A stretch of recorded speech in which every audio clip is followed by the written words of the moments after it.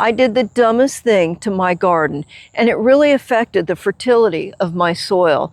So I'll share with you what I did, and then I'll show you all the ways that I'm rebuilding the fertility of my soil. And I know by next spring, it's going to grow vegetables again. All I have needs, I have not provided. Several years ago, I was walking in a park and I noticed this fruit on the ground. And with some research, I found out that it was a wild plum native to Florida. So I brought some of those fruits home. I put them in a Ziploc bag filled with dirt, and I put them in my crisper drawer for vegetables for about 6 months. I don't think you have to do that, but I just wanted to be sure that it went through a cold spell. And by golly, the next spring, I got some of them to sprout, and one of them lived to be a little tree. And so I planted that tree right here, and I thought that was so cool that I was able to get that wild plum tree to grow, that I started another tree and I planted it a few yards further down. Well, it did a lot of damage to the garden right next to where it was growing. So let me explain what trees will do to your garden. Do you see the oak tree way down there? It's about 40 yards from the edge of my garden, and I have to cut the roots off from there every few weeks. And also across the drive is this giant oak tree. That oak tree likes to send roots down this side of the garden.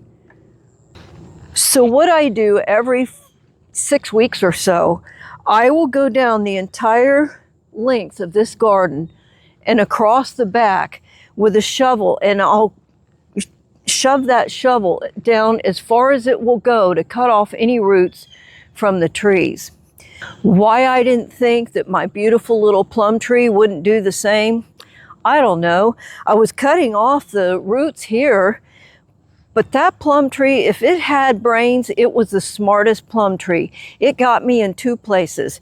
It sent a big root down the side here, and then it invaded. Now, I don't cut it down that deep on that side of the garden. And the other thing it did, so the plum tree was right here, and here's my irrigation pipe, and it runs the entire length of my garden.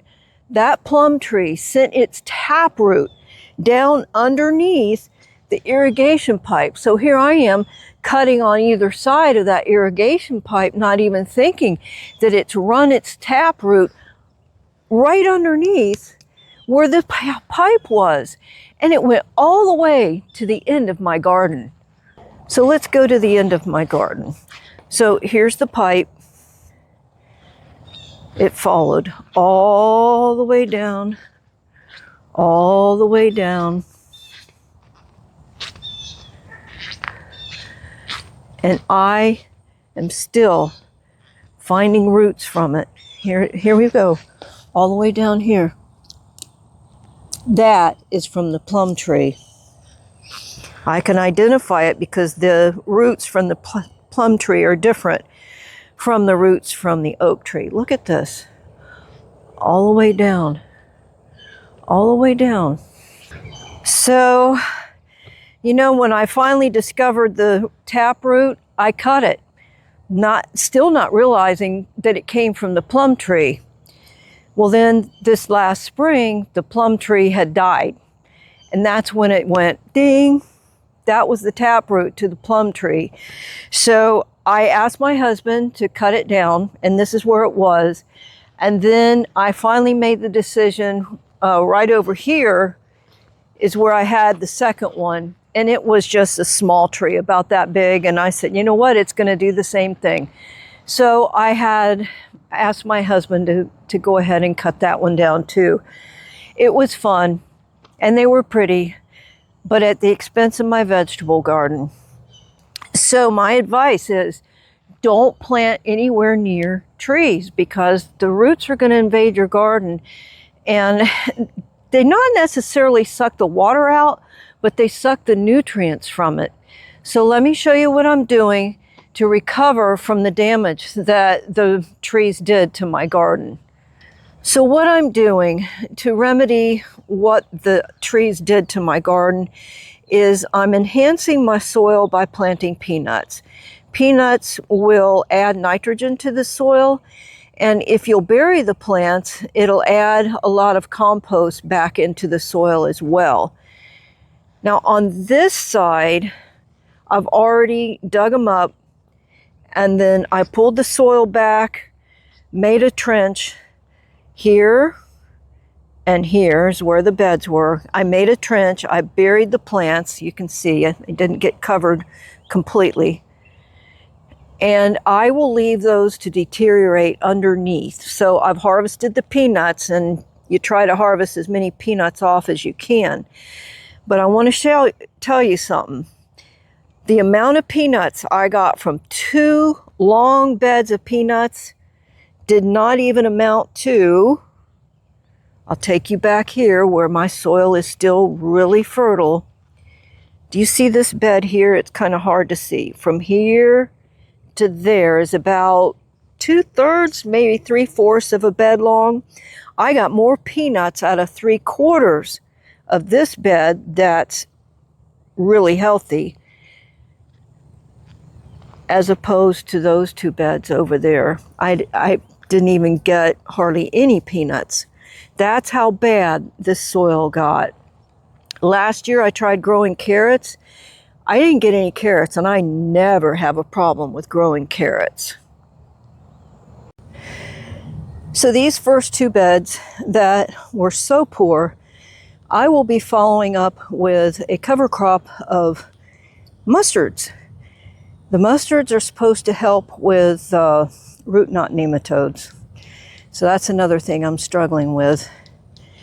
Down where these beds have now been harvested and covered over. Well, in this first bed I did a few days ago, I have already planted cucumbers on top, and they have not sprouted. These 2 beds, it will be another 4 weeks before I plant over the top of those. And then this bed, I planted squash just yesterday. So, you know, ideally it's best to leave them in the ground for 4 to 8 weeks before you try to plant anything over the top. That's because as they decompose, they are taking nitrogen out of the soil. So my cucumbers might not do very well, and my squash might not do very well. However, here in Florida, depending on the weather, if I see those seedlings are struggling, then I'll plant in 3 or 4 weeks again and try again, even though there's a risk of them getting frostbitten or frozen. If it's a very light freeze, I've had great success in covering them over with blankets.